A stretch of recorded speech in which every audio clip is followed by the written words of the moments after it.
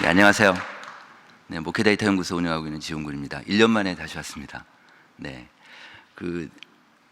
저희 연구소를 하면서 이제 각 교회에서 와서 강의해달라고 강의 요청들이 들어와요. 그러면 그 교회를 가면 어느 교회는 너무너무 조용하고 너무 엄숙하고 경직되고 막 그런 교회가 있고, 어떤 교회는 이렇게 아주 밝은 교회가 있습니다.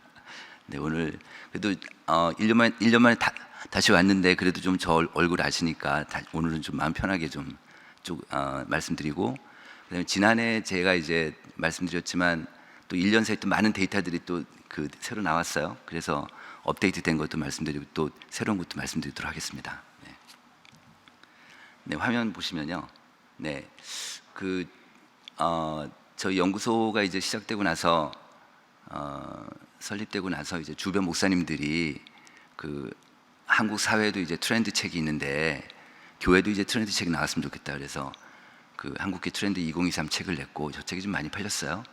그 다음에 이제 2024 책 이번에 또 나왔습니다. 그래서 이번에는 총 10개 주제를 갖고 했는데 오늘은 다 말씀 못 드리고, 지난해 말씀드리고 중요한 것들은 다시 좀 오늘 강조해서 말씀드리고, 또 새로운 것 중심으로 해서 말씀드리도록 하겠습니다. 네.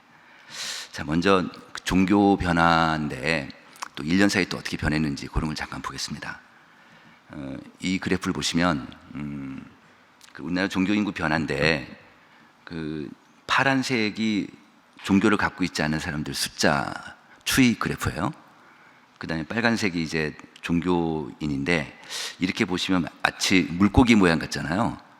그러니까 종교인은 계속 내려가고, 그 다음에 무종교인은 계속 올라가고, 작년에 무종교인이 한 60%, 제가 2021년 기준으로 해서 한 60% 정도 됐는데 좀 더 올랐어요.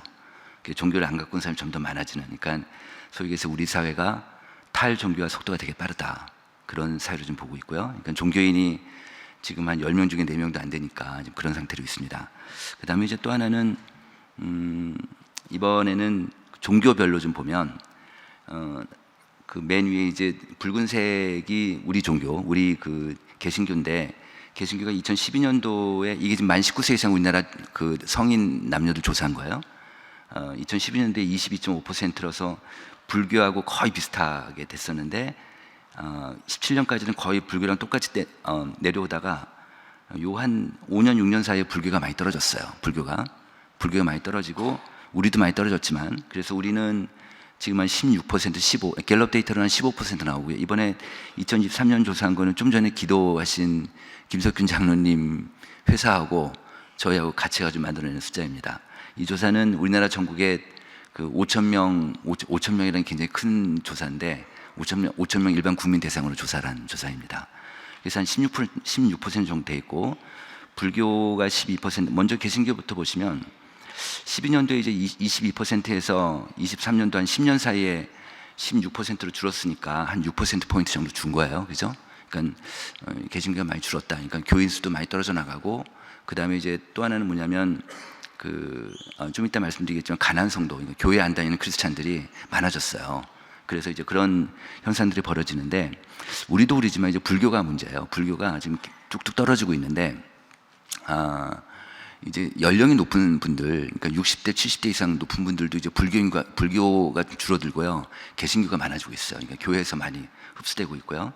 그런 게 좀 보여지고 있고, 얼마 전에 중앙일보에서 발표가 됐는데, 불교가 통계를 안 내고 있고, 워낙 내려가니까 안 내고 있는데,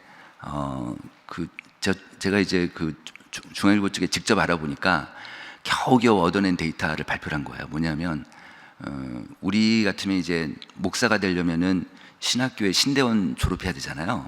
불교는 이제 승가대학을 졸업해 출가라고 표현하는데, 출가한 승려들이 지난 10년 사이에 70%가 줄어들었어요.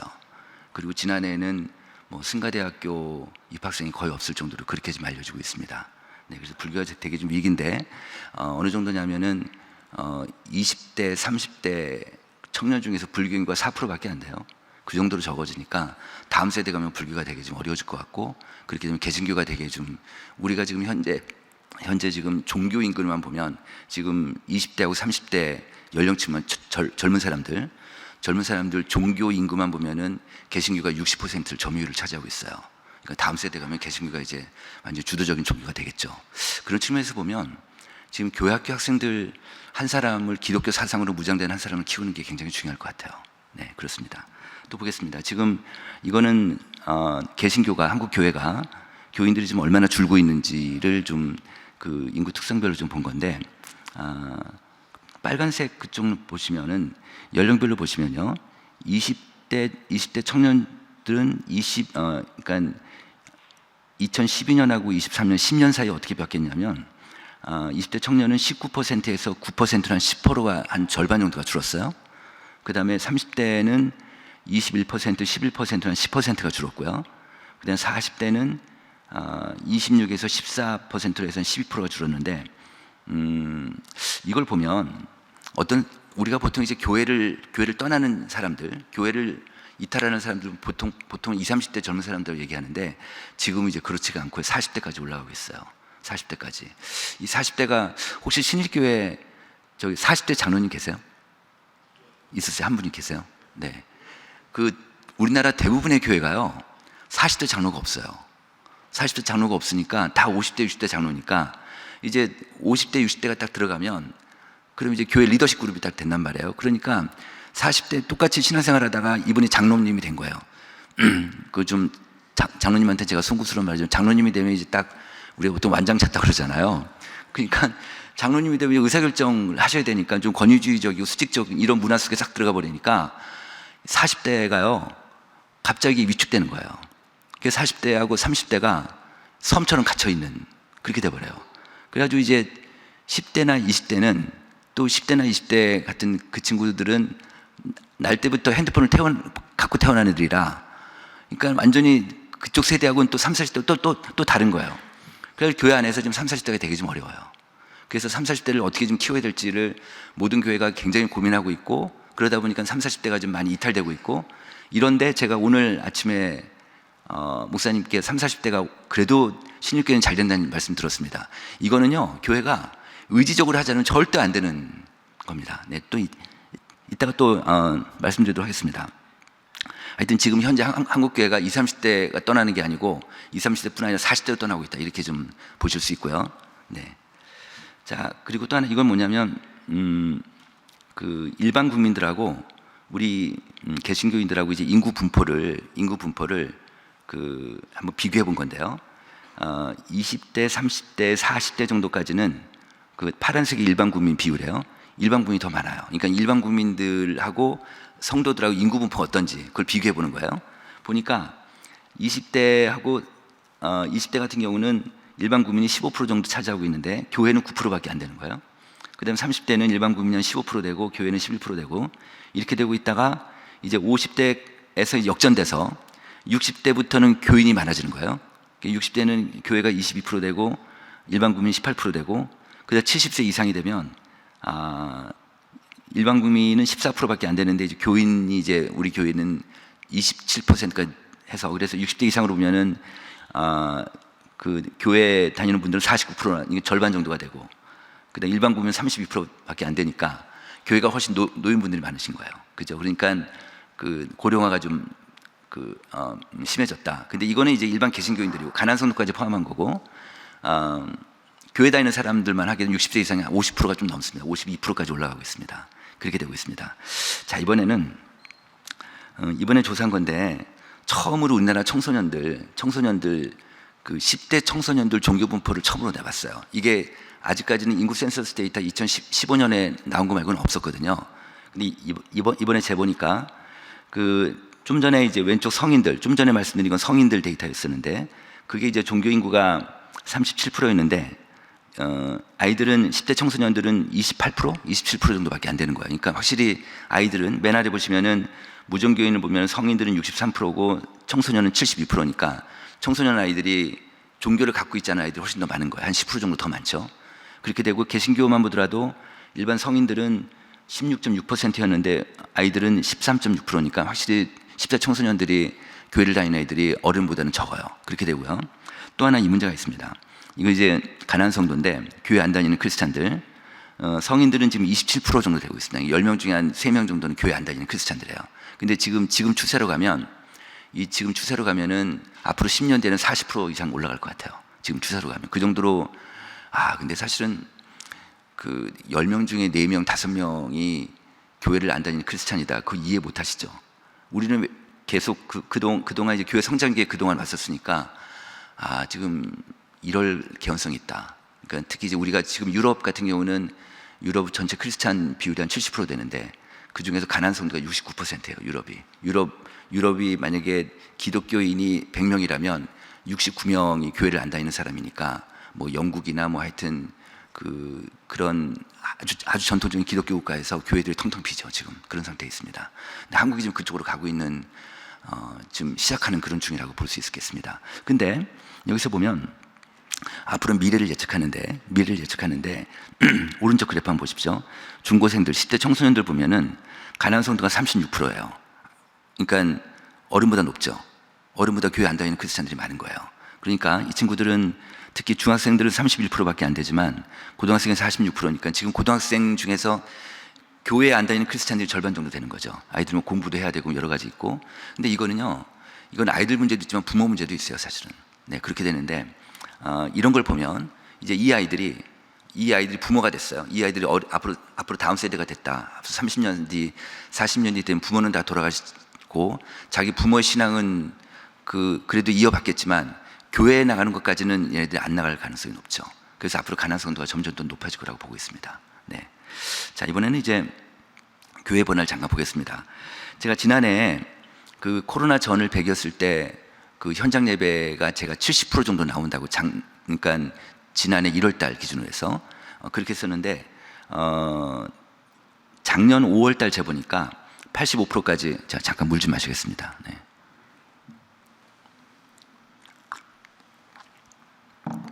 작년 5월 달에 85%까지 회복이 됐어요. 회복도가. 이거 이제 어른 예배가 85% 회복이 됐는데, 5월 달을 재보니까 86%예요. 근데 이번에 재보니까, 아직 발표는 안 했고, 이번에 재보니까 똑같이 86%가 났어요.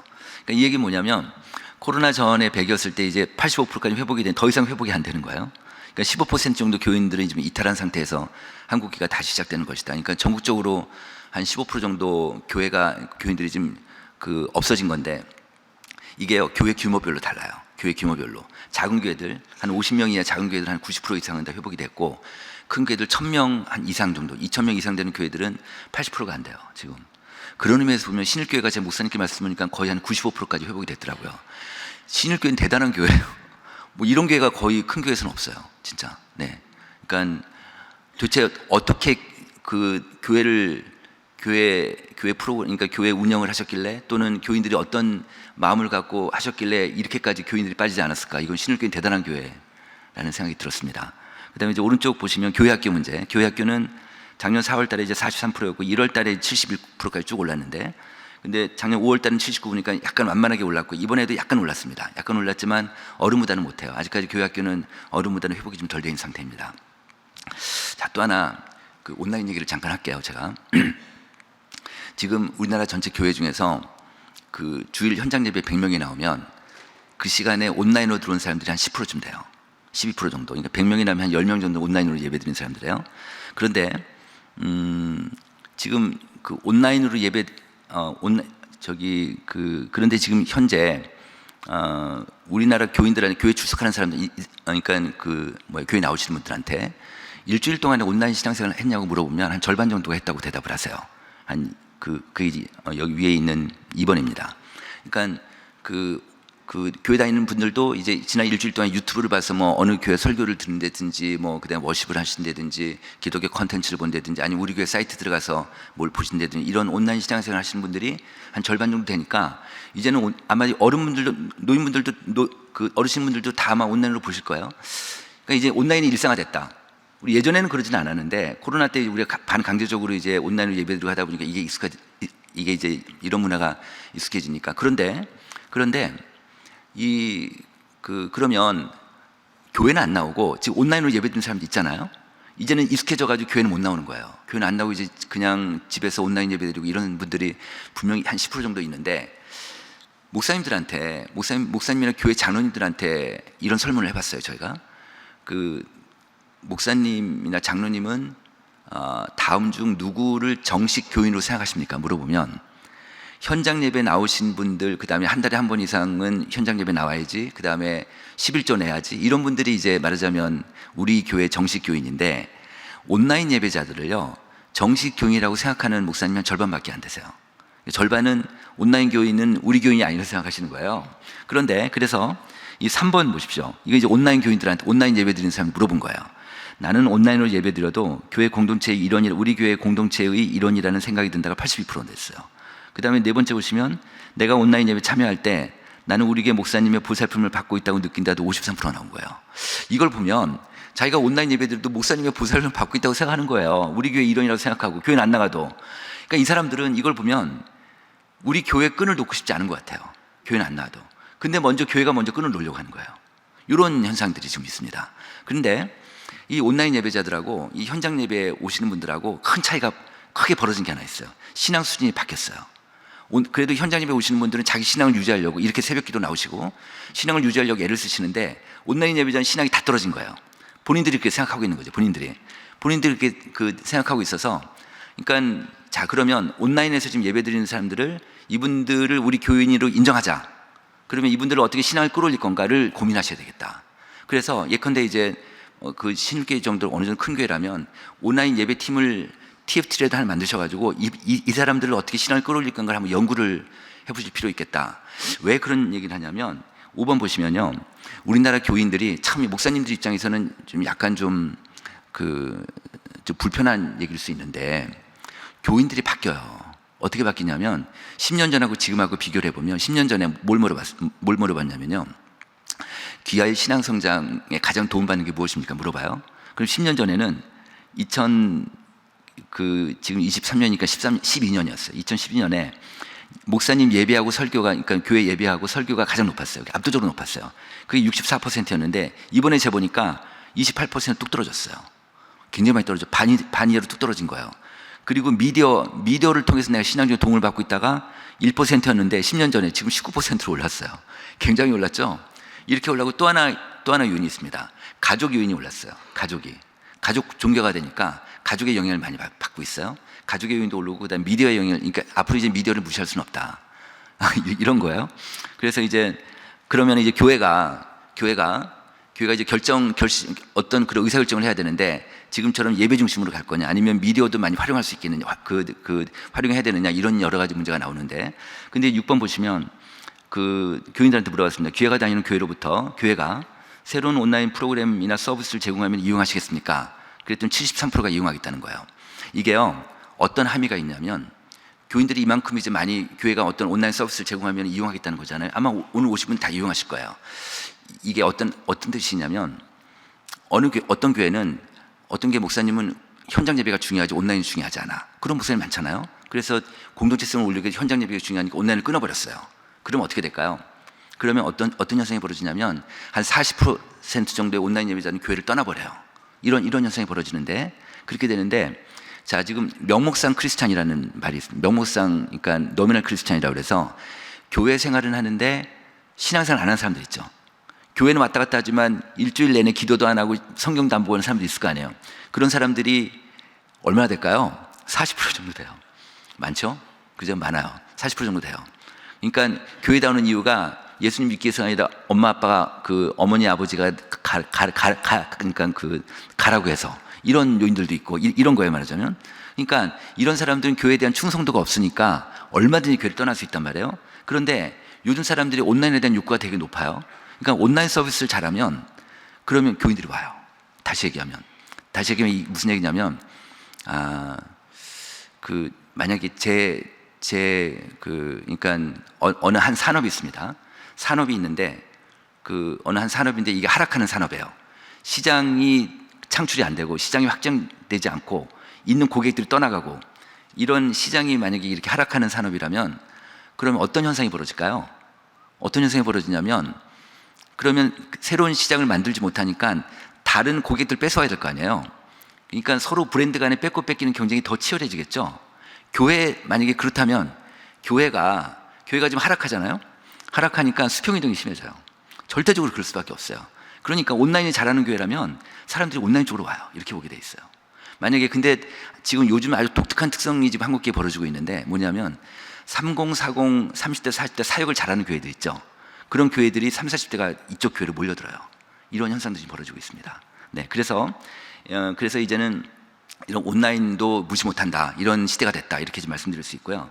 자, 그다음에 이제 이번에 이제 지난해에도 간단하게 제가 말씀드렸는데 사역 회복도가 얼마나 됐는지를 본 거예요.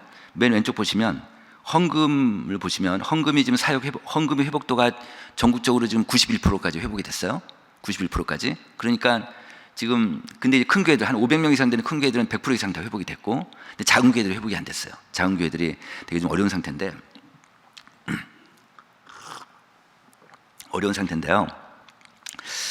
지금 90%가 회복이 됐으니까 다른 사역보다는 회복이 많이 됐는데 어때요? 20년 코로나 딱 시작되고 나서 우리나라 한국인의 실질 소득이 올랐을까요? 떨어졌을까요? 올랐어요. 근데 19년부터 얼마 전에 나온 데이터 보니까 23년까지 그러니까 2019년부터 23년까지 4년 사이에 우리나라 전체 실질 소득이 20%가 올랐어요. 20%가 올랐는데 교회 헌금이 떨어진 거예요. 교회 헌금이 10% 떨어졌잖아요. 이건 대단한 우리한테 사인이지. 어떻게 보면 한국계 전체적으로 헌금이 줄었으니까 만약에 이제 이런 상태가 된다면 그럼 해외 선교사 도와주는 것도 앞으로 어려워질 거고, 저희 같은 연구기관 도와주는 것도 어려워질 거니 기독교 생태가 좀 쉽지 않을 것 같다, 어려워질 것 같다, 이렇게 볼 수 있습니다. 자, 그다음에 이제 소그룹이나 그다음 성육공부 제자훈련, 그다음 전도선교, 지역사회 구제봉사, 새신자, 이게 다 한 60-70% 정도 사역이 회복된 거예요. 근데 큰 교회들은 한 500명 이상 되는 큰 교회들은 한 80%까지 회복이 됐는데, 제가 오늘 말씀 들어보니까 신일교회는 거의 다 100% 이상 회복이 된 걸로 지금 말씀드렸습니다. 이런 교회가 없어요. 다들 회복이 좀 안 돼 있고요. 네, 그러니까 회복이 안 되니까 어떤 현상이 벌어지냐면 이런 현상이 벌어지는 거예요. 여기 보시면 이건 이제 교인들한테 물어봤는데, 귀하는 코로나 이전하고 지금하고 신앙 수준이 어떻습니까? 물어봤어요. 그랬더니 맨 아래 보시면 나는 내 신앙이 약해진 것 같아, 한 30% 되고, 그다음 빨간 거 보면은 내 신앙은 깊어진 것 같아가 16%니까 한 2배 정도 차이로 한국 교인들의 신앙이 떨어진 거예요. 자, 그러면 뭐가 먼저냐일 수 있는, 신앙이 떨어지니까 교회 사역이 안 될 수도 있고, 교회 사역이 떨어지니까 신앙이 떨어질 수도 있잖아요. 한국 교인들의 되게 특성 중에 뭐냐면, 우리나라 교인들은 교회 와서 예배 드리고 목사님 설교 듣고 축도 받고 예배 끝나고 밥 먹고 교제 나누고 친교 나누고 봉사하고, 이게 신앙생활이에요. 그죠? 이게 신앙생활이니까 이게 떨어지니까 자기 신앙이 떨어졌다고 생각하는 거예요, 말하자면. 그러니까 그래서 이제는 그러면 이제 어떻게 되느냐?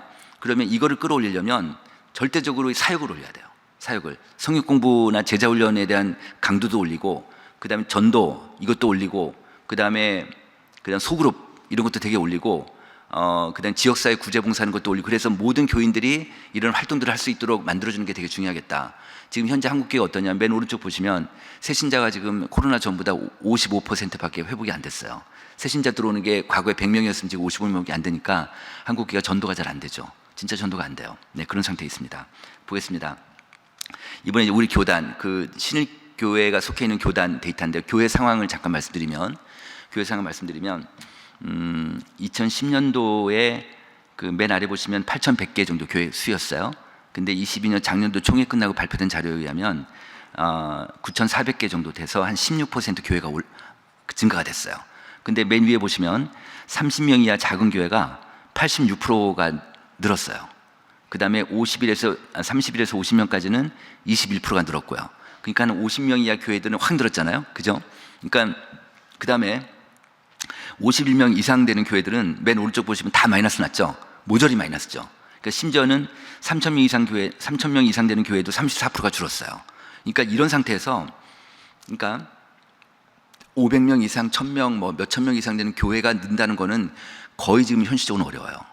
이런 상태에서 그러니까 이거는 양극화예요, 양극화가 아니에요. 우리가 보통 한국교회가 양극화 그러는데 이건 양극화가 아니지. 양극화는 잘 사는 사람 잘 되는 사람 잘 되고 못 되는 데는 못 되는 게 양극화인데, 이거는 뭐예요? 한국교회는 양극화가 아니라 밑으로만 쏠리는 거잖아요. 하향 편중화. 다시 얘기하면 12년 전에 2010년도에는 50명 이하 교회가 전국 비율을 보시면은 39% 정도 됐어요. 전체 교회 중에서 한 39% 됐는데 이제는 55%가 되는 거예요. 그만큼 늘었어요.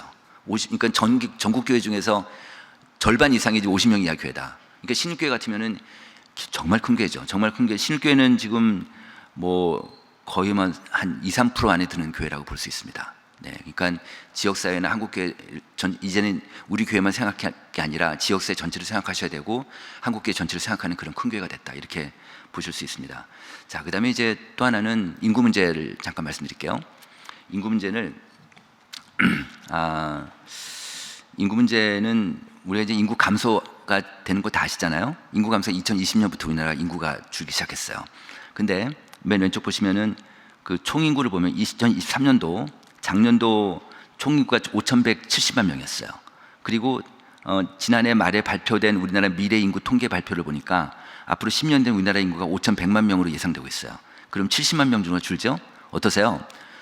그 한 1.3%가 주는 건데 많이 주는 거예요? 적게 주는 거예요? 앞으로 10년 뒤에 별로 안 줄죠? 별로 안 줄어요. 우린 맨날 언론에서 인구 감소 굉장히 많이 줄 거라고 생각하는데 앞으로 10년 동안 한 1%밖에 안 줄고 한 70만 명이면 송파구 인구에서 좀 더 많은 정도, 그밖에 안 되거든요. 그러니까 많이 안 주는데 요 10년 사이에 구조가 바뀌어요. 구조가 바뀌는데 0세부터 14세까지 유소년 인구가 33%가 줄어들어요. 33%가 줄어드니까 어때요? 가만히 있어도 교회학교 아이들이 33%가 주는 거예요, 말하자면. 그 다음에 65세 이상 인구 볼까요? 65세 이상 노인들은 51%가 늘어요. 그러니까 지금보다 10년 뒤에 지금 그 신일교회 노인분들이 50%가 더 느시는 거예요. 그런데 오른쪽 표 보시면 85세 이상 인구, 빨간색 85세 이상 인구가 앞으로 10년 뒤에 74%가 늘어요. 와, 어마무시하게 느시죠? 그러니까 밑에서는 노인들이 계속 올라오는데 위에서 안 돌아가시니까 계속 그런 거예요, 말하자면. 그러니까 우리 국민들이 되게 건강한 거죠.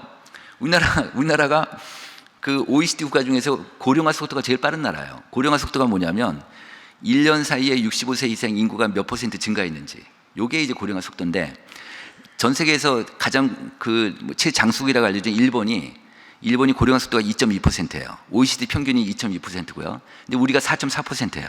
우리가 2배가 높아요. 그 정도로 좀 노인들이 많아 있단 말이에요. 그러니까 이런 경우는 작은 교회든 큰 교회든 모든 교회가 고령 친화적 교회가 되지 않으면 안 된다. 이제 노인 중심의 교회가 되지 않으면 안 된다. 네. 자, 그러니까 만약에 어느 목사님이 이제 그 새로 오셔가지고 젊은 사람들 뭐 교회 학교만 열심히 하고 막 거기에만 돈 투자하고 막 그러면은 노인들은 섭섭해하세요, 이제. 그렇게 된단 말이죠.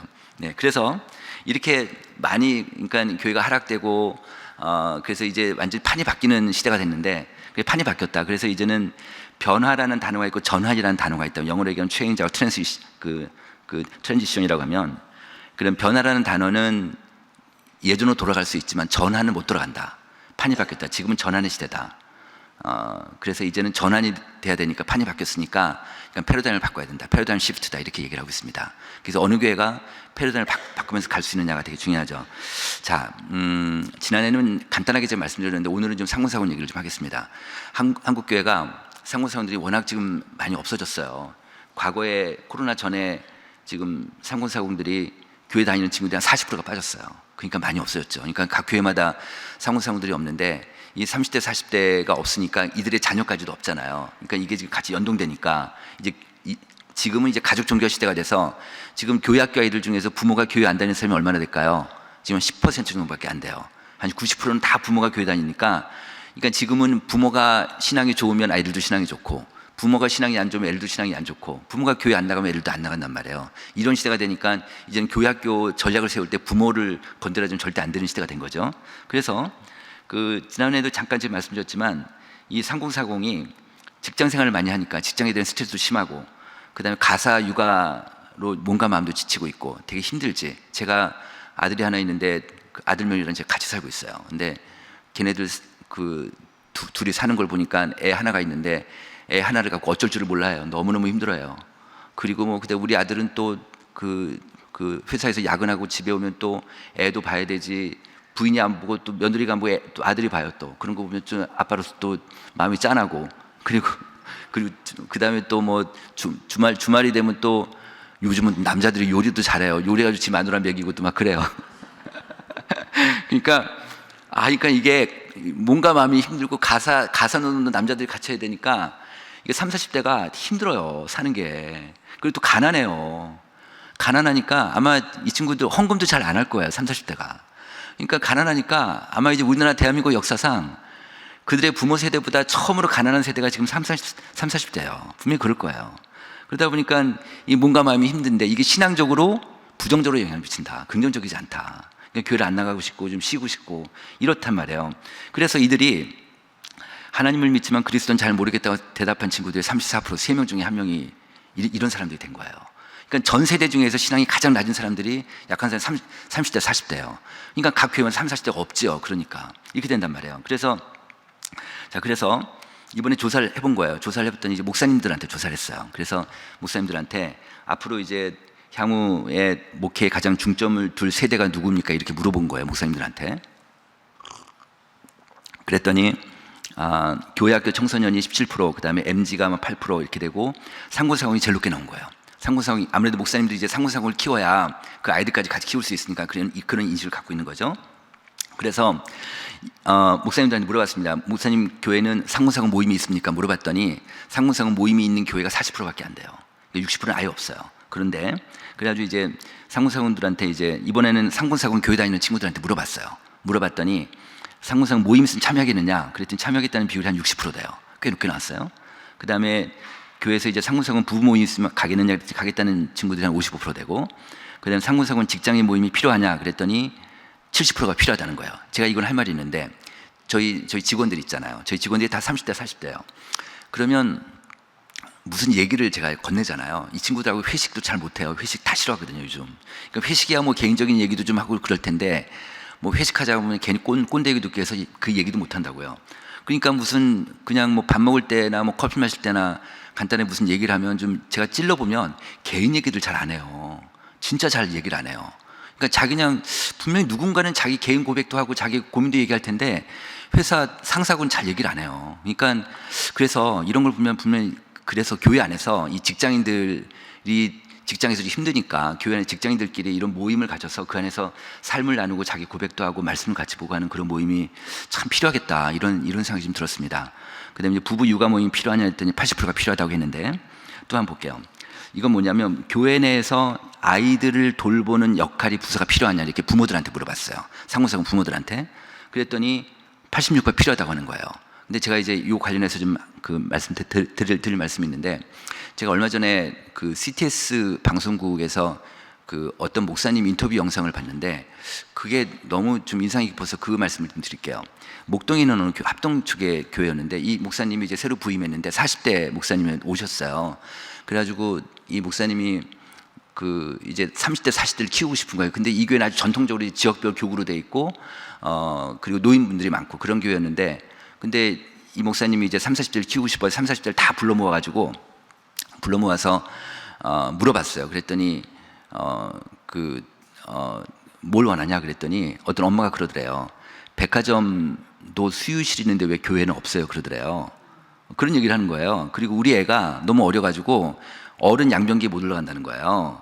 그러니까 애들용 양변기 필요하지 않냐 그런 제안을 이렇게 한 거예요. 그러니까 목사님이 깜짝 놀랐죠. 그래서 교회 어른들한테 얘기를 해가지고 이제 그걸 또 고치고 막 그랬어요. 교회 시설을 좀 고치고 그렇게 만들고 그 다음에 가만히 이들 생활하는 거 보니까 부부 가족 단위로 생활하는 거예요. 교회는 남성계 여성계가 다 분리가 돼 있잖아요. 근데 이들은 그렇지 않고 가족 단위로 생활하는 걸 보면서 이 가족 단위로 어디 야유회도 MT도 가게 하고 공연도 보게 하고 교회 앞마당에서 바비큐 파티도 하고 뭐 이러는 거예요. 근데 그래가지고 아예 근데 아까 제가 말씀처럼 이 사람들은 이 상공사원들은 50, 60 세대하고 다르게 완전히 이게 분리가 돼 있어서 섬처럼 갇혀 있으니까 아예 그 구역 모임 있잖아요. 그 교구 모임에서 다 교구로 돼 있는데 상공사원만 빼냈어요. 아예 빼내가지고 별도 교구를 만들어 버렸어요. 다른 교구는 지역별로 그대로 놔두고 상공사공들만 이 사람들만 빼가지고 교구를 만들어서 여기서 소그룹을 만들었어요. 상고사업는 소그룹을 만들어가지고 거기서 소그룹을 하되 소그룹 리더를 남편들이 많이 시켰어요. 남편들을. 그래서 소그룹이 되게 잘 됐지. 그렇게 하면서 또 어떤 걸 했냐면 이제 이 친구들은 아무래도 육아에 대해서 세상에 상공사공 교회 다니는 사람들한테 교회가 뭘 하기를 원하냐 이렇게 물어보면요. 육아를 해달래요. 교회가 어떻게 육아를 해줘요? 그 정도로 육아가 너무너무 힘들어 하거든요. 육아가. 그래서 이제 육아 전문가 불러서 강의도 시키고 뭐 세미나도 하고 부부 대화, 부부 관계 이런 것도 강의도 시키고 이런 식으로 교회에서 막 그렇게 해준 거죠. 그렇게 하다가 결정적으로 이거였는데 이 그래프였는데 교회 권사님들 있잖아요. 권사님들 중에서 이제 좀 무료하고 심심하고 아이를 돌볼 수 있는 권사님들을 아이 돌봄 팀을 만들었어요. 아이 돌봄 팀을 만들어가지고 그래서 이제 상무상 엄마들이 애를 데리고 오면은 그러면은 권사님들한테 애를 맡기고 그다음에 둘이 예배를 드리고 그다음에 예배 끝나고 둘이 밥 먹고 또 소그룹하고 또는 뭐 친교 나누고 집에 갈 때 애를 데리고 가는 그런 시스템으로 바꾼 거예요. 대단하죠. 그래가지고 그거를 처음 하는 날, 그 시스템을 처음 하는 날, 이제 엄마 아빠가 이제 애를 맡기고 권사님한테 애를 맡기고 이제 예배당 가서 둘이 예배를 드리는데 엄마가 세상에 어떻게 본당에서 애 없이 예배를 드릴 수 있겠습니까? 그걸 처음 경험한 거죠. 어떻게 보면 이제 같이 예배를 드리고 그다음 예배 끝나서 밥을 먹어도 아이 없이 어떻게 밥을 먹어요? 근데 애 없으니까 둘이 남편하고 이제 밥을 먹고 교회에서 간단한 이벤트를 했어요. 엄마 앞에 놓고 이제 식탁 위에다가 촛불 켜놓고 간단한 이벤트니 그날 엄마들이 거의 다 울었대요. 너무 고마워서 교회 너무 고마워서. 그래가지고 이게 이제 그날 이후로 이제 이 교회가 바뀌기 시작하는데 소문이 난 거예요, 주변에. 참 이상하죠. 이 종교라는 게 전도 훈련을 안 해도요, 우리 교회가 마음에 들면 전도하게 돼 있어요. 그렇잖아요? 특히 어린이집 유치원 엄마들끼리 친하잖아요. 이게 저는 제 친구들을 우리 집사람 무서워서 집에 못 데려오는데 저희 며느리는 어린이집 엄마들 데려오더라고요, 집에. 그래가지고 같이 밥 좀 해보고 막 그러는 거예요.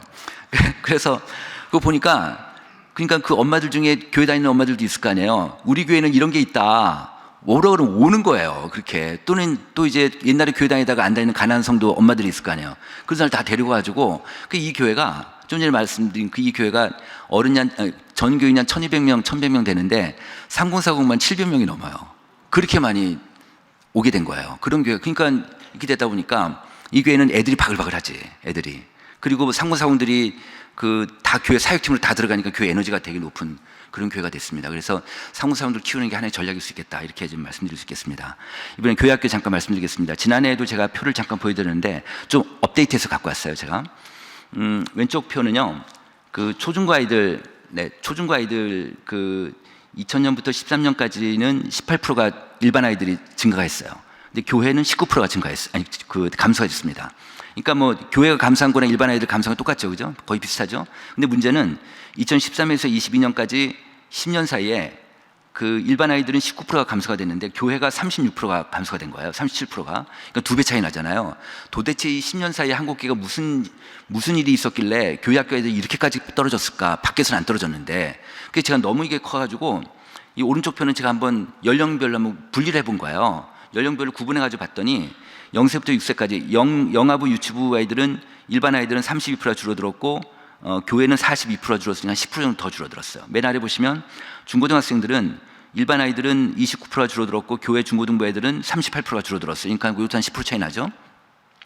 가운데 볼게요. 초등학생은요, 이때 요 10년 사이에 교회 밖에 아이들은 4%밖에 줄지 않았어요. 그런데 교회는 36%가 준 거예요. 9배 차이가 나요.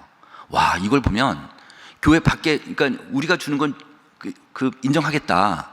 근데 밖에서도 똑같이 줄였는데 그렇지가 않은 거예요. 이거는 교회 문제잖아요. 그런데 이렇게까지 교회 아이들이 많이 준 건 얘네들의 문제일까요? 얘네들이 뭘 한다고? 얘네들이 다 부모의 문제일 거 아니에요. 그러니까 이걸 보면 우리가 이런 유치 해석이 가능한 거예요. 한국 교회가 요 10년 사이에 30, 40대 부모들을 방치한 거예요. 어떻게 보면 30, 40대 부모들을 영성 훈련을 못 시킨 거예요. 그죠? 그런 거 아니에요? 그러니까 이 친구들이 가난 성도가 되고 신앙이 다 떨어지니까 애들 뭐 교회 가는 거, 지금 중고생들한테 물어보면요, 부모가 크리스찬 부모가 교회 나가라는 부모가 30%밖에 안 돼요. 지금 중고생 아이들 중에. 그리고 30% 정도는 한 40% 정도는 네가 가고 싶으면 가고 말고 싶으면 말어. 부모들이 이렇게 생각해요. 그리고 그 다음에 30% 정도는, 중직자의 30% 정도는요, 안수 집사님이나 권사님 이런 중직자의 30% 정도는 자녀가 대답한 거예요. 우리 엄마 아버지가 교회 나가는 걸 원치 않다고 얘기해요. 그러니까 불편하게 생각하는 거예요. 그러니까 학원 가야지, 교회 주일날 학원 가야지, 이렇단 말이에요. 자, 그래서 근데 지금 어떤 상태냐, 앞으로 자, 지금 1학년부터 6학년까지 얘네들의 지금 문제인데, 앞으로 지금 오른쪽 표 한번 보십시오. 초등학생들이 지금 앞으로 미래 인구 추계 발표된 거예요. 23년하고 33년을 보니까 47%가 앞으로 10년 뒤에 더 줄 거라고 봐요. 와, 이렇게 되면 교회 초등부가 더 작살날 것 같아요. 더. 그래서 이 문제가 지금 심각하니까 앞으로 인구도 이렇게 될 테니까 이걸 갖고 미리 좀 교회가 잘 대응하자. 제가 이제 이런 말씀을 드리면 다 우리가 지금 하락하는 분야이기 때문에, 교회가 지금 하락하고 있으니까 모든 지표들이 다 안 좋잖아요. 이렇게 안 좋으니까 되게 들으시는 분들이 되게 불편하고 좀 마음이 좀 그럴 수 있는데, 이런 말을 했습니다. 예상되는 위기는 현실화되지 않는다. 우리가 이런 위기를 미리 예상하게 되면 현실화되지 않으니까 이게 무슨 말이냐면 각 주체들이 미리 대응한다는 거예요. 그러니까 신일교회만이라도 우리 교회만이라도 대응하자. 그럼 이걸 어떻게 할지를 대응하자. 이런 측면에서 이런 데이터가 필요하다 이렇게 말씀드릴 수 있습니다. 자, 그다음에 이제 그다음에 이건 중고생들한테 교회 다니는 친구들한테 물어봤더니 하루 중에서 평일날 하루 종일 신앙생활 얼마나 하냐 물어봤더니 30% 용감하게 자기 하지 않는다는 애들이 한 30% 돼요. 그 다음에 이제 5분 이내라고 응답하는 애들이 21% 되니까 한 절반 애들은 절반 정도 신앙생활 안 하는 거예요. 자, 그럼 볼게요. 주일날 교회에 오는 애들 한 번요. 부목사님이나 어느 분이 중고생 중에서 한 명을 딱 집어가지고 교회 들어올 때부터 나갈 때까지 주일날 들어올 때 나갈 때까지 동선 관찰 한번 해보세요. 이게 소위 조사 방문으로 얘기하는 관찰 조사인데 한번 해보세요. 이렇게. 그러니까 얘가 올 때부터 나갈 때까지 어떻게 교회 생활하고 가는지 그거 보면 야, 교회 교육이 지금 이렇게 되고 있구나 금방 아실 수 있어요. 자, 무슨 얘기냐면 일단 우리나라 제가 말씀드린 한 55% 정도가 50명 이하 교회잖아요. 50명 이하 교회들 중에서 교회학교가 있는 교회가 30%가 채 안 돼요. 그러니까 70% 이상 되는 교회들은 교회학교 없단 말이에요. 근데 이제 부모가 교회 다니면 애들 데리고 그냥 만약에 소형교회라면 그냥 부모랑 같이 어린 예배도 같이 가는 거예요. 그러다 보니까 어린 예배가 아이들한테 안 맞죠. 그럴 거 아니에요? 근데 학생 예배가 있어요. 학생 예배가 있는데 학생 예배를 안 들어가고 부모랑 같이 어린 예배 갔다 가는 애들이 한 30% 돼요. 또 왜냐하면 이제 엄마 아빠 차 타고 엄마 차 타고 같이 가야 되니까 이런 문제가 있죠. 학생 예배가 있는데 학생 예배는 들어가되 분막 공부 안 하고 도망가는 애들이 또 30% 돼요. 얘네들이. 그러니까 학생 예배가 있단 말이에요. 학생 예배까지 이제 공학부까지 다 드려요. 그럼 이런 큰 예배당에서 1반, 2반, 3반, 4반, 5반 이렇게 공부하잖아요. 한 10분, 20분 공부하면 이게 교사가 일방적으로 강의하니까 그 시끄럽고 그냥 도떼기 시장 갖고 이게 되겠어요? 그러니까 얘네들이 신앙적으로 신앙생활이라는 건 일방적으로 교육받는 거 중요하지만 삶을 나눠야 되거든요. 이게 없는 거예요. 이게 없는 거예요. 그러니까 성경 말씀을 갖고 내 고민도 하고 같이 말씀을 앞에 놓고 같이 고민하고 나누고 이런 게 필요한데 이런 게 없는 거예요. 그래서 이제 이런 방식을 좀 고치긴 해야 될 텐데, 그러니까 그 가정에서의 교육이 되게 중요한데, 그래가지고 이게 지난주도 제가 말씀드린 그런 장표입니다. 그러니까 아이들한테 지금 신앙생활에 가장 영향을 주는 사람이 누구냐 물어보면 엄마예요. 엄마인데 코로나 전에는 두 번째가 목사님이었는데 그나마도 이제 코로나 후에는 아버지로 바뀌었어요. 이제 엄마 아버지예요. 아이들한테 절대적으로 이제 엄마 아버지인데 부모들한테 한번 조사를 해봤어요. 부모들한테 무슨 조사를 했냐면 그러니까 그 교회 다니는 부모한테 귀하는 자녀 신앙교육의 구체적인 방법을 알고 있습니까? 그러니까 무려 절반이 모른대요.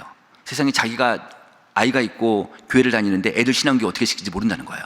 이게 절반이 돼요. 가운데 그래프는 뭐냐면 귀하가 다니는 교회로부터 자녀 신앙교육 훈련을 받은 적이 있습니까? 물어봤더니 있다라는 비율이 27%밖에 안 되는 거예요. 그거 별로 안 돼요. 그 사람한테 물어봤어요. 그 사람한테 그러면 이제 있다는 사람한테 그럼 집에서 지금 실천하고 있냐? 집에서 애들 신앙교육 시키고 있냐 했더니 그때 18% 됐는데 전체 부모 기준으로 하면은 5%밖에 안 되는 거예요. 그러니까 이 데이터가 맞다면 한국교회에서 집에서 애들 신앙교육 시키는 집 5%밖에 안 되는 거예요. 95%는 지금 신앙교육 못 시키면 다음 세대 어떻게 해요? 그냥 진짜 뻔하지. 뭐 지금 앞으로 지금 그럼 만약에 얘네들이 다음 세대 다 어른이 되면은 그 한국계 신앙이 다 떨어질 거고 다 그럴 수밖에 없을 테니까 이런 것들이 우리가 충분히 예상이 되니까 그래서 부모를 교육하는 게 되게 중요하다. 부모를 교육하는 게 중요한데 우리나라 한국 교회 선교 초기에 이런 문서가 하나 있어요. 이 뭐냐면 이게 1919년도 3.1운동 때인데 그러니까 그때만 하더라도 한국 교회가 1% 2% 정도밖에 안 될 때였죠. 그러니까 한국 교회가 많지 않을 때였을 거예요. 그 목사집법이라는 책에 보면 주일학교는 그 부모의 가르치는 것을 보충하는 것이니 부모가 그 책임을 내려놓고 그 선생이 다 할 수 없느니라.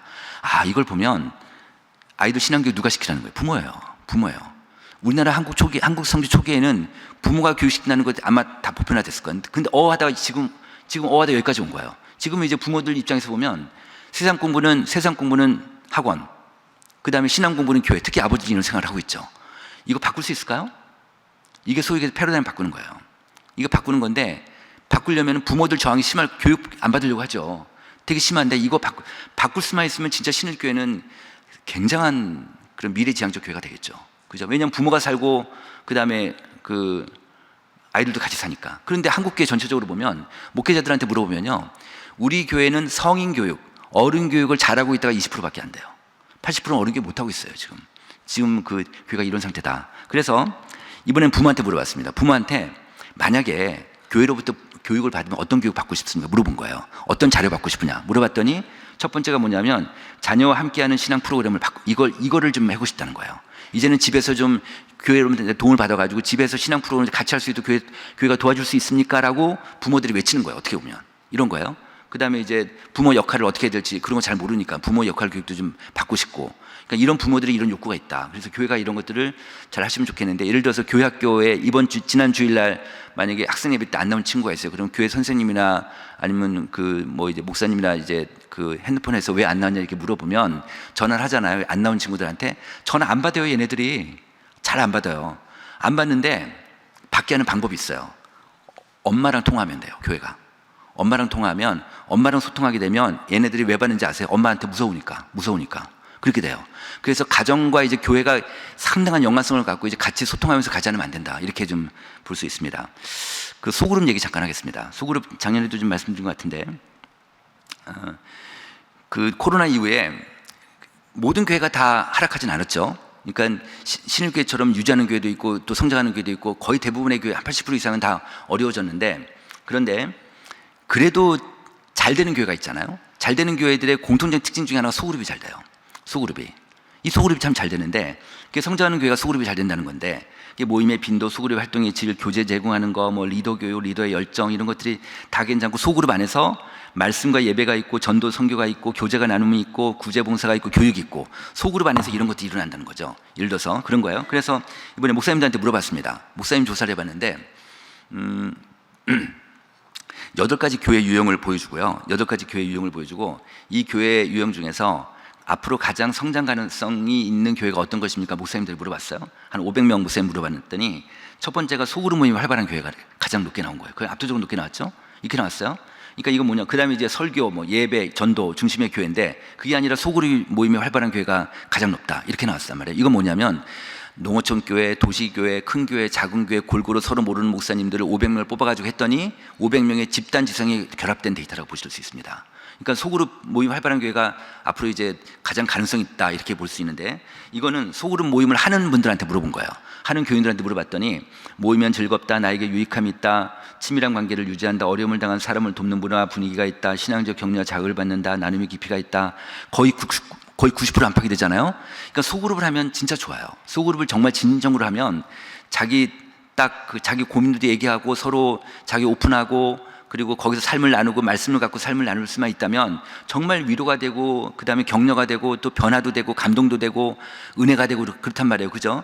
그런데 근데 그러려면 어쨌든 이렇게 하면 소그룹을 안 할 이유가 없죠. 근데 작은 교회들이 잘 못하고 큰 교회들이 어느 정도 하고 있는데 작은 교회들이 잘 못하고 있거든요. 근데 안 할 이유가 없는데, 소그룹의 효과 중에 하나 말씀드릴게요. 이건 뭐냐면 교인들한테 교회 다니는 사람들 물어봤어요. 지난 1년 사이에 전도할 대상자를 마음에 정한 적 있습니까? 물어봤어요. 그거를 소그룹 하는 사람들 500명하고 소그룹 안 하는 사람들 500명을 별도로 500명씩 뽑아가지고 랜덤하게 추출해가지고 이제 물어본 거예요. 그랬더니 소그룹 하는 사람들은 34%가 마음에 정한 적이 있대요.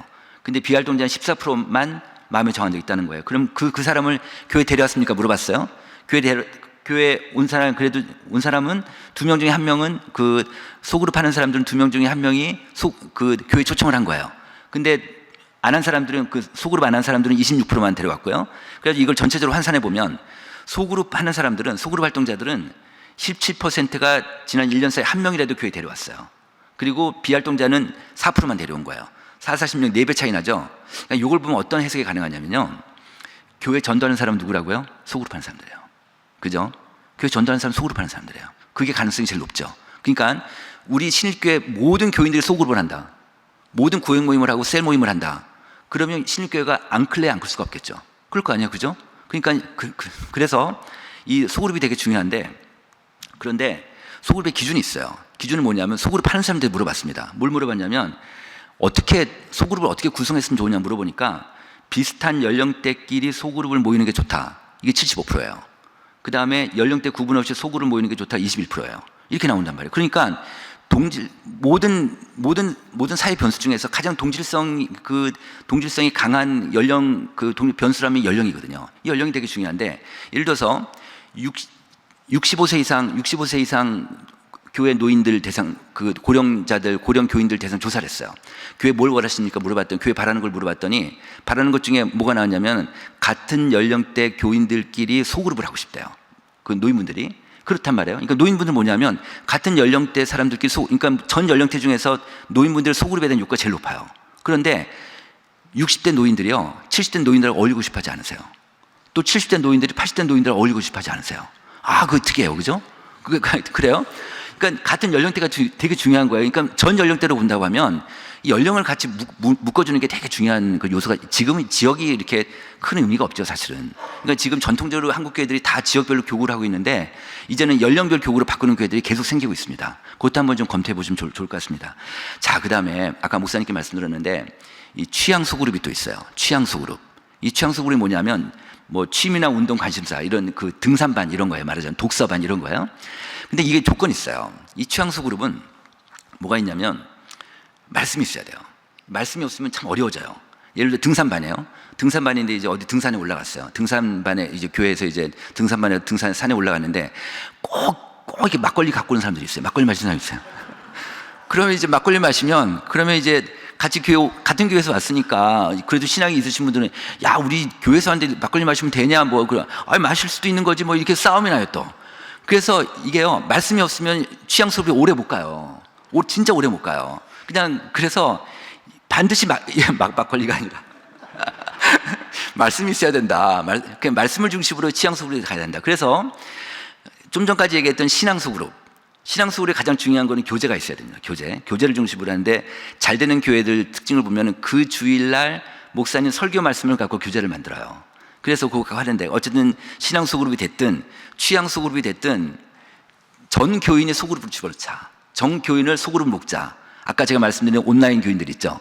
온라인에, 우리 교회 지금 온라인에서 그 온라인 예배 드리는 사람 있잖아요. 이분들하고 교인 중에 누구하고는 연결이 될 거예요. 이분들도 취향 소그룹이라도 묶어놓자. 이렇게 소그룹 묶어놔야지 형제님이 나올 수 있으니까. 이런 전략입니다. 이런 전략. 네. 자, 그 다음에 그 마지막입니다. 이번 저희 책에서 나온 건데, 계속 저희가 지금 하락하고 있어서 이제는 이 문제를 다루지 않으면 좀 어렵겠다 해서 지금 이번에 저희 책에다 이 주제를 다뤘습니다. 볼게요. 작년에 국민일보하고 조사한 건데요. 교인들한테 물어봤어요. 교인들한테 뭘 물어봤냐면, 귀하가 가장 바라는 이상적인 교회가 무엇입니까? 물어본 거예요. 그랬더니 예배 중심인 교회, 기도 중심의 교회, 이렇게 나왔어요. 그러니까 한국 교인들은 우리 교회가 예배 중심인 교회, 기도 중심의 교회, 이렇게 되길 원하는 거예요. 근데 그 한국 교회는 어떠냐 이렇게 물어봤더니, 권위주의적이다, 보수적이다, 이렇게 나왔어요. 그러니까 권위주의고 보수, 이게 지금 외부적인 시각이 아니라 내부적인 시각이잖아요. 우리가 이렇게 생각하는 거죠. 그래서 다른 교회로, 그래서 같은 조사인데, 그럼 귀하는 다른 교회로 옮길 생각이 있습니까? 물어봤어요. 그랬더니 옮길 생각이 있다는 사람들이 무려 33%, 3명 중에 1명이 옮길 생각을 하고 있는 거예요. 많죠? 한국교회 전체적으로. 근데 그 이유를 물어보니까 설교가 은혜가 안 돼서예요. 이거는요, 이런 거예요. 그 교인들, 교인 의식조사를 하잖아요. 교인들 조사를 하면 교회 만족도를 물어보면 되게 만족도가 높아요. 보통의 교회들이. 만족도는 높은데, 만족 이유를 물어보면 목사님 설교가 1위가 나와요. 목사님 설교가 좋다. 근데 불만족자들도 있을 거 아니에요? 불만족한 사람들이. 불만족 이유 1위도 목사님 설교예요. 그거 왜 그럴까요? 그만큼 목사님 설교가 중요한 거예요.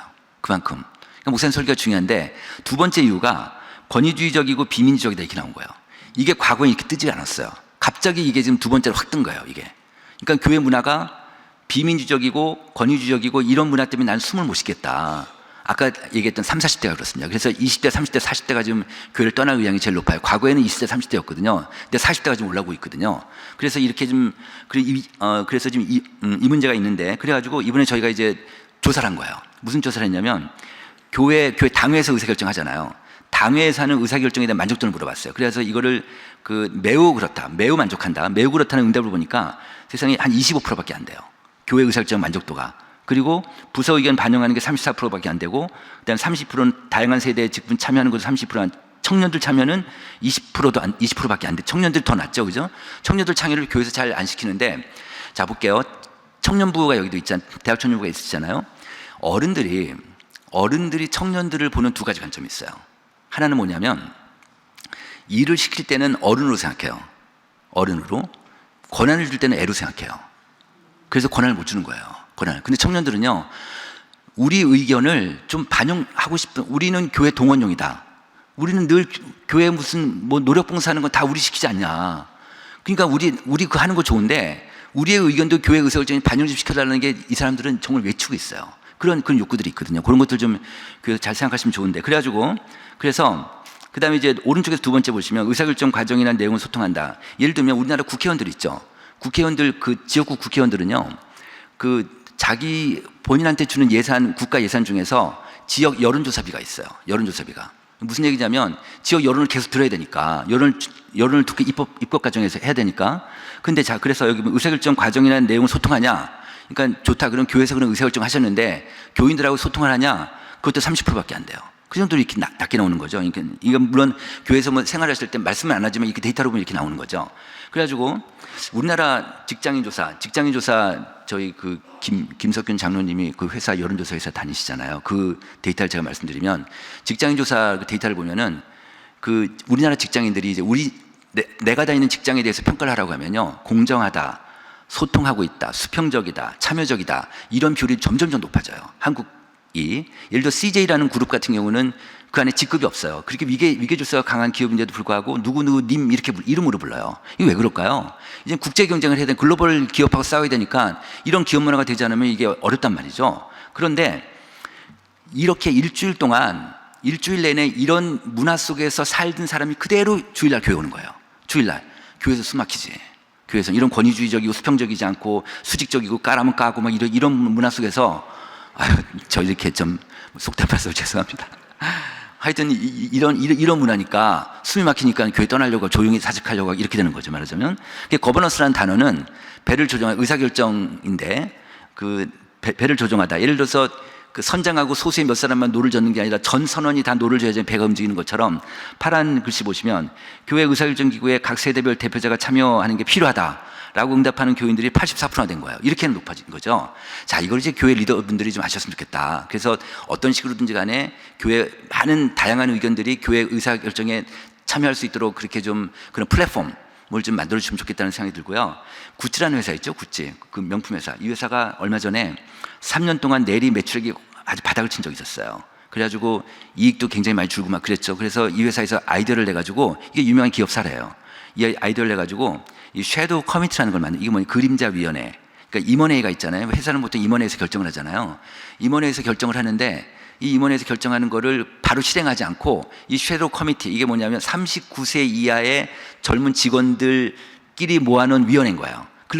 글로 내려보내는 거죠. 그럼 거기서 컨펌을 해야 돼요. 거기서 이제 그럼 보완도 시키고, 이건 이렇게 했으면 좋겠다, 저렇게 했으면 보완해가지고 의견해가지고 집행했더니 다시 회사가 오르더라. 이런 유명한 사례가 있어요. 그래서 이제는 몇 사람만의 이제 교회 의사결정이 하는 게 아니라 교회 전체적인 의사결정을 하는 게 되게 중요할 수 있겠다. 그런 수평적인 그런 조직 문화가 이제 앞으로 이제 미래적인 그런 교회 문화가 되지 않겠냐, 이렇게 볼 수 있습니다. 자, 그 다음에 이제 마무리하겠습니다. 지금은 수축 시대입니다. 수축 시대. 그러니까 팽창 시대가 아니라, 팽창 시대는 경제 성장률도 올라가고 인구가 늘고 그러니까 물건을 만들면 다 팔리고 이런 게였는데, 지금은 수축 시대니까 물건이 안 팔리고 성장률도 줄게 되고 부채도 많아지고 양극화 심해지고 이런 게 수축 시대에 말하자면, 이럴 때는 그러니까 완전히 이제 예전의 방식대로는 안 된다. 예전의 방식대로 안 된다. 이제 다 새로운 방식대로 됐는데, 그러니까 과거에는 목사님하고 몇몇의 그 아주 헌신적인 부목사님들, 그 다음에 헌신적인 평신도들 몇 사람이 새벽부터 밤늦게까지 교회 사역하면 교회 컸단 말이에요. 근데 지금은 그렇지 않다. 지금까지는 일찍 일어나는 새가 먹이를 많이 먹는 시대였다면 이제는 멀리 보는 새가 독식한다. 이런 말이 있는 거예요. 이제 멀리 봐야 돼요. 모든 의사결정은 미래 변화를 전제로 한다. 이렇게 된다는 거죠. 그래서 이런 시대에서는 선택과 집중이 되게 중요하다. 선택과 집중. 자, 제가 말씀을 하나 갖고 왔는데요. 누가복음 말씀인데, 그 왜 예수님 일행이 베다니에 살고 있는 마리아, 마르다, 나사로 이 삼남매 집에를 찾아가셨어요. 방문하셨어요. 그러니까 큰언니인 그 마르다가 이제 부엌에서 그 손님들이 왔으니까 손대접하려고 부엌일 막 준비하고 있고, 그 여동생인 마리아는 예수님 발밑에서 이제 예수님 말씀 듣고 있단 말이에요. 근데 마르다가 부엌일 열심히 하고 있는데 지동생은 저기서 말씀만 듣고 있으니까 화가 나가지고, 그래서 예수님한테 쟤도 좀 얘기해서 나한테 와서 좀 일 좀 하게 해달라고 그렇게 예수님한테 부탁을 하니까 예수님 하신 말씀, 마르다야 마르다야 네가 많은 일로 염려하고 근심하나 몇 가지만 하든지 혹은 한 가지만 해도 족하니라. 이 말씀하시면서 마리아가 이 좋은 편을 택했다 이렇게 말씀하시는 거예요. 저는 이게 2000년 전에 예수님의 말씀이지만 지금 현대로 얘기하면 이게 선택과 집중 같아요. 지금 이 시대에 맞는 말씀 같다. 선택과 집중이다. 우리 각 개인의 인생에서도 지금은 여러 가지 할 게 아니라 선택과 집중하는 게 되게 중요하다. 우리 가정사도 마찬가지고 회사 일도 마찬가지고 내 개인의 인생도 마찬가지고 선택과 집중이 중요하고 이런 수축 시대에서는 교회도 마찬가지로 이제는 물론 신일교회 같으면 모든 사역을 다 해야 되지만 그래도 신일교회라도 우리 교회가 중요한 목까지 한 가지나 또는 두 가지 우리가 진적으로 간다는 게 있으면 좋겠다. 이런 게 되게 중요하단 말이에요. 그래서 오른쪽에 있는 뭐 소그룹이 됐든 가족예배가 됐든 부모교육이 됐든 교회학교가 됐든 연령별 교구 재편이 됐든 뭐 미셔널 처치가 됐든 뭐 청년 목표가 됐든 뭐든지 간에 뭐 아니면 교회 미션이 됐든 뭐 교회 목표가 됐든 간에 교회 어린아이부터 교회 노인분까지 가슴에 새길 수 있는 거, 그러니까 플랜카드 이런 거 말고 정말 모든 교인이 가슴에 새길 수 있는 뭔가 하나 필요할 것 같다. 이런 거예요. 예를 들면 그 논산에 있는 침례교회인데 이 교회가 교인이 400명인데요. 어른이 200명, 애들이 200명이에요. 애들이 이렇게 많아요. 근데 그 목사님이 매주 수요일 저녁내마다 이제 수요 저녁 예배를 하면은 아이들이 이렇게 앞에 앉아요. 그래 목사님이 매주마다 안수기도를 해주고 막 그래요. 그러니까 그 교회는 다음 세대 목숨건 교회거든요. 그러니까 그 교회는 어린아이부터 노인까지 다 그런 생각을 갖고 있는 그런 교회가 있어요. 그러니까 이 교회가 작년에 9월 달에 아프리카 전도 집회를 5,000명을 했어요. 한 교회가. 그러다 보니까 교인들 세상에 교인 200명 갖고 헌금을 해가지고 어린이 전도 집회를 해야 되는 아프리카에서. 그러니까 그 교인들이 연초에 기도 제목이 올라오는데 제가 직업이 있는데 성교비를 마련하기 위해서 아르바이트를 해달라고 기도 제목이 올라와요. 이런 교회니까 뭐 그런 게도 있는 거예요. 말하자면. 그래서 이게 한가니까 그 교회는 어린아이부터 노인까지 다 다음 세대 목숨건 교회죠. 그런 교회처럼 예를 들면은 그런 게 좀 필요한데 우리가 사막 여행자들이요. 사막 여행자들이 이제 여행을 할 때 나치판이 없을 때는 뭘 보고 갔을까요? 뭘 보고 갔을까요? 별 보고 갔어요. 별 보고. 이 북성을 보고 갔어요. 북성. 그러니까는 지금 시대는 모든 교인들이 우리 교회 북성이 하나 있으면 좋겠다. 가슴에 새길 수 있는 북성이 있으면 그게 뭐든지 북성을 갖고 가는 게 되게 중요할 것 같다. 이런 생각이 듭니다. 하나만 더 말씀드리면 저 평촌에 있는 세중앙교회라고 있습니다. 세중앙교회가 미셔널 처치라고 그러니까 선교적 교회를 하는 교회거든요. 그 교회는요. 교인 수가 한 10,000명이 좀 넘는데 선교사가 2,000명이에요. 교인 중에. 말이 돼요? 어떻게 말이 안 되지? 근데 제가 이제 그게 목사님하고 말씀드려 보니까 그런 얘기를 하시는 거예요. 해외 선교사가 2,000명이 아니라 가정 선교사, 일터 선교사로 서원한 사람들이 2,000명이라는 거예요. 그러니까 그런 식으로 계속 교육도 시키니까 가정에서 아이들 교육시키고 직장에서 제가 오늘 주보를 보니까 직장 신우회 하게 되면 교회에서 지원해주는 게 있더라고요. 진짜 깜짝 놀랐어요. 그러니까 그런 것처럼 일터 선교사는 그렇게 교회에서 지원해주고 이런 거죠 말하자면. 그러니까 그 교회는요 평일날 가도요 교회 에너지가 굉장히 높아요. 그러니까 모든 교회가 우리 교회는 선교적 교회라는 게 딱 있으니까. 그러니까 모든 교인이 그러니까 교회 에너지가 되게 높은 거죠. 그런 식으로 이제는 아까 제가 말씀드린 대로 신일교회가 이제는 그냥 우리 교회만 머무를 게 아니라 지역사회 뭐 한국을 대표하는 그런 교회로 지금 가고 계신 것 같아요. 그래서 좀 그런 어떤 모델적인 교회가 됐으면 좋겠다. 그래서 온 교인이 좀 한 군데를 바라보고 저 북성을 바라보고 가는 그런 교회가 됐으면 좋겠다. 이렇게 생각이 들었습니다. 여기까지 마치겠습니다. 고맙습니다.